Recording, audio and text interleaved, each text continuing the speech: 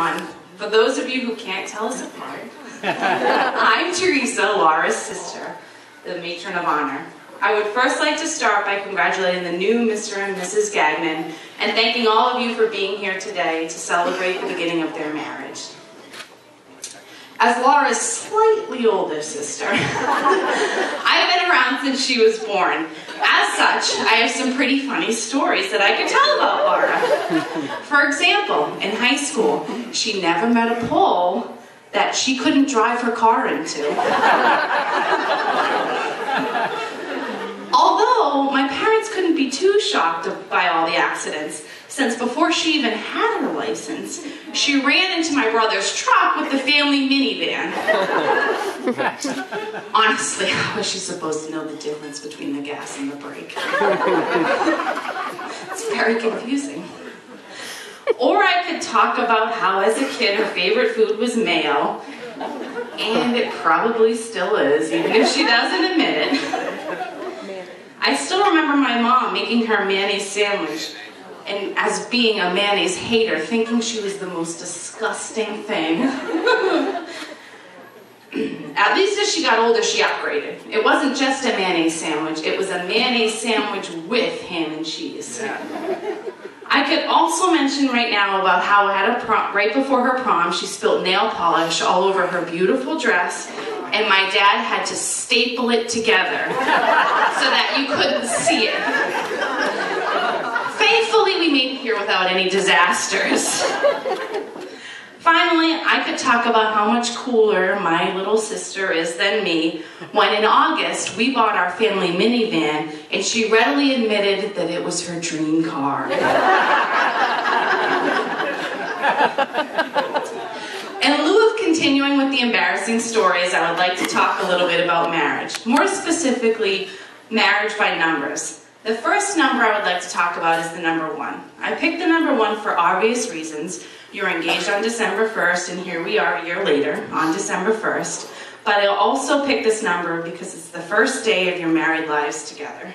Which leads into my next number, the number 2. You are a unit now. The two of you are joined. From this day forward, you have a best friend who you will come to rely on more than any other single person in your life. You're lucky to have found your match. This is the person who will enjoy the good times with you and be there to help carry the burden of the not so good times. The next number is the number 7. I picked this number not only because it's lucky, but because it's amazing how much can change in 7 years of marriage. I think in the first 7 years of marriage, you will experience change unlike any other at any point in your life. You'll probably move or purchase a new house. Maybe you'll finally decide to get a new car. Who knows? Let's just still be deciding. I don't know. You'll learn what it's like to share your finances. Laura, when Jeff is running out of the house and needs $20, as of today, you have to give it to him. You might switch jobs and you might even start a family. Choosing to have kids is one of the biggest, craziest changes of your life. You will love it, and it will bond you together even more. The next number... Just kidding. The next number I picked was the number 14 for the simple reason that it's the house number of the first place that you will live together as a married couple. In years to come, you will look back on this time and enjoy the simplicity and the location of it. One day you'll be lucky enough to celebrate your 30th anniversary together as Jeff's parents did this year. Maybe you'll be sitting at the wedding of your own children. Or celebrating your 39th anniversary as mine and Laura's parents did this year. And not only enjoying your own kids, but your grandkids as well. You are blessed to have 2 sets of parents that you can look to for guidance and advice during the hard times.